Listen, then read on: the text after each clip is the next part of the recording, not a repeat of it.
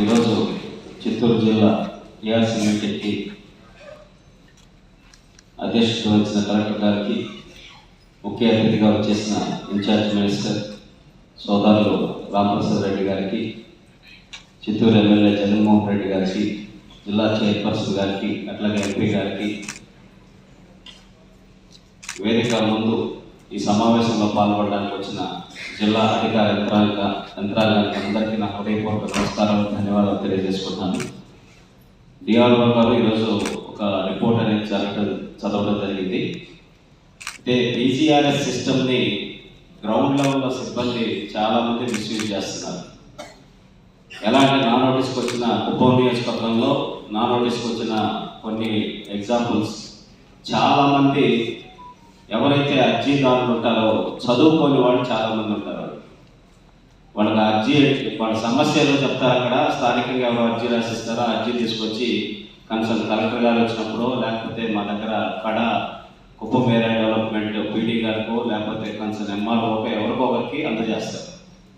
అది సిస్టంలో ఎంటర్ చేసిన తర్వాత ప్రాబ్లం రిజాల్వ్ కాకుండానే వాళ్ళ చేత ఒక వేలు ముద్ర వేయించుకోవడం, లేకపోతే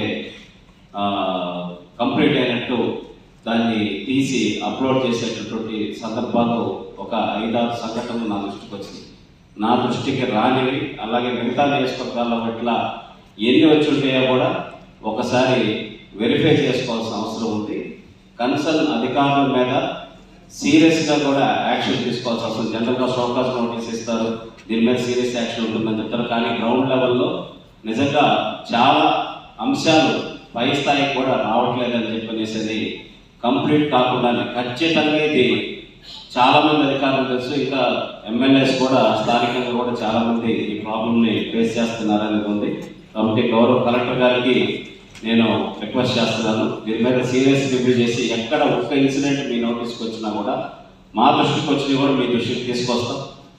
వాటి మీద ఇమ్మీడియట్గా సీరియస్ యాక్షన్ తీసుకోకపోతే ఈ టోటల్ గౌరవ ముఖ్యమంత్రి వారిలో ఏ సదుద్దేశంతో పెట్టారో దాని స్ఫూర్తి దెబ్బతింటుందని చెప్పనేసి ప్రజలకి ప్రభుత్వం మీద నమ్మకం పోయేటటువంటి పరిస్థితి వస్తుంది.